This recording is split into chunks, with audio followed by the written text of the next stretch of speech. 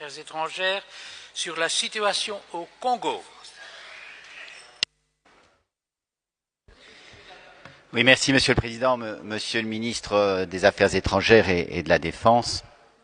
La situation politique en Belgique tendrait presque à nous faire oublier que la situation au Congo dégénère complètement. Il y a encore eu cette nuit l'incendie de dépôt à Kinshasa où il y avait des machines à voter et le régime Kabila accuse sans aucune preuve, de manière totalement farfelue, le candidat de l'opposition d'être derrière cet incendie. Plus fondamentalement, les 4 principes qui avaient été énoncés par la haute représentante Federica Mogherini lorsqu'elle avait vu Sheikh Tundu, le ministre des Affaires étrangères congolais, le 22 novembre dernier, donc des élections inclusives, transparentes, crédibles et apaisées, ne sont évidemment pas rencontrées aujourd'hui. On le sait, il n'y a pas d'observation électorale européenne qui est tolérée. La machine à voter, la fameuse machine à voter, les listes électorales posent toujours des inquiétudes très lourdes et il n'y a pas non plus évidemment d'apaisement, on le voit aujourd'hui à travers les tirs à l'égard et à l'encontre de certains candidats et notamment du candidat Martin Fayulu. Alors on sait aussi que le régime de Kabila avait accepté ce processus électoral parce qu'il pensait que l'affaire était faite, que son candidat pourrait être élu facilement, parce qu'il avait truqué ce processus électoral. Mais aujourd'hui on voit que ce candidat, Martin Fayulu, suscite un énorme enthousiasme, que les foules se déplacent sur son chemin. Il a visiblement un soutien populaire très important et donc le régime fait ce qu'il fait à chaque fois. Il tire, il tue, il blesse, il réprime.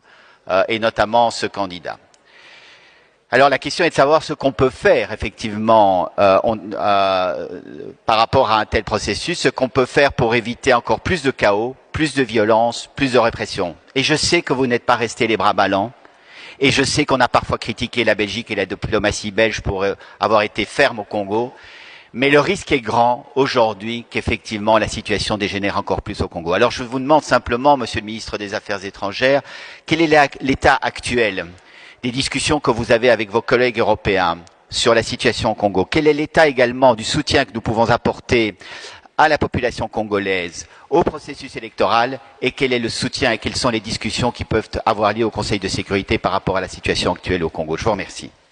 Merci, Monsieur d'Allemagne. La parole est au ministre.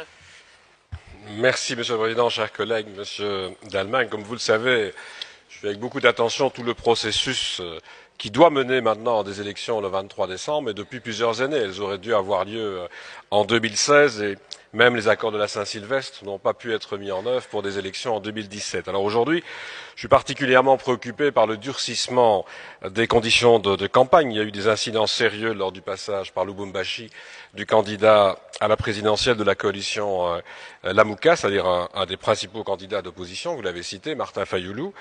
On a pu constater des tirs à balles réelles. On a malheureusement dû regretter un mort à l'occasion de ces réunions publiques, et on constate aussi des entraves à la liberté de mouvement et de campagne dans toute une série de localités.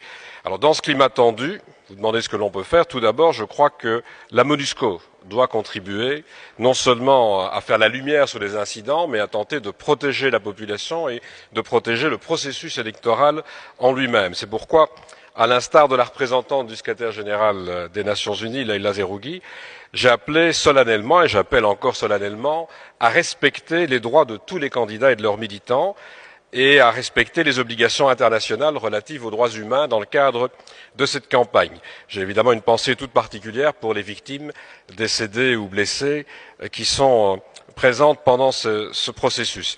C'est la raison pour laquelle j'appelle évidemment au calme, et je suis très heureux qu'un certain nombre de candidats aient été dans cette direction. Ce grand nombre même de candidats ont appelé au calme en espérant que l'on puisse avoir une entente sur les modalités du processus électoral pour le 23 décembre. C'est d'abord entre Congolais que cette entente doit se faire. Les élections, si on veut qu'elles se déroulent correctement, devront être reconnues par la population. Il faut que tous les acteurs aient les mêmes chances et que le scrutin soit, comme on l'a dit, transparent et crédible. C'est vrai qu'il y a de nombreux doutes en la matière, mais vous aurez constaté que le principal candidat d'opposition mène campagne. Ce n'est donc pas à nous de décider s'il y a lieu de faire autrement. Ce sont les Congolais qui doivent en décider. On sait combien il y a des tensions sécuritaires, en ce compris dans l'est du Congo, et donc je ne souhaite pas qu'une instabilité supplémentaire vienne s'ajouter. Alors je peux vous dire enfin que nous suivons aussi la situation de très près sur place. J'ai appelé nos concitoyens à une vigilance accrue à l'approche du 23 décembre. Je crois qu'ils connaissent les règles de prudence à suivre et je peux vous dire que mes services, Affaires étrangères comme Défense, vont à nouveau se réunir demain, ils le font régulièrement, pour faire le point sur la situation, parce qu'on doit aussi être vigilant sur ce qui peut se passer sur le territoire. Mais voilà, je pense que l'essentiel serait que ces élections, ce n'est pas vraiment la tendance pour l'instant, mais que ces élections se passent le plus correctement possible et surtout, je le répète, puissent être reconnues comme telles par la population. Ça dépendra de ce qui va se passer dans les prochains jours, pas seulement à Kinshasa, mais sur tout le territoire. Merci, Monsieur le ministre. Monsieur d'Allemagne.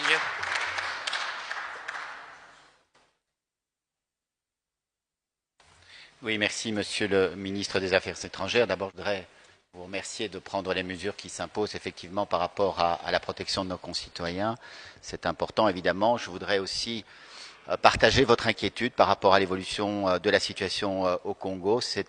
Nous sommes loin effectivement de pouvoir espérer que le 23 décembre il y ait effectivement un candidat qui soit légitimement élu au Congo. Je pense qu'il est important de rappeler aux autorités congolaises que toutes les personnalités, toutes les personnes qui seront auteurs de crimes contre l'humanité pourront être poursuivis en raison de ces crimes. Il y a une série de sanctions qui sont aujourd'hui à l'œuvre au niveau de l'Union européenne. J'espère que nous continuerons dans cette voie. Je pense que les autorités congolaises doivent savoir qu'elles ne peuvent pas impunément tirer sur leur population, établir le chaos, provoquer encore plus de misère au sein de leur population sans que cela soit suivi d'effet. Je voudrais rappeler ici les mots du docteur Mukwege lorsqu'il a reçu son prix Nobel de la paix le 10 décembre dernier. Il a dit ceci, il appelait à la mobilisation de la communauté internationale. Ce ne sont pas seulement les auteurs de violence, disait-il, qui sont responsables de leurs crimes, mais aussi ceux qui décident de détourner le regard. J'espère que la communauté internationale ne détournera pas le regard. Je vous remercie. Merci, Monsieur d'Allemagne. L'incident est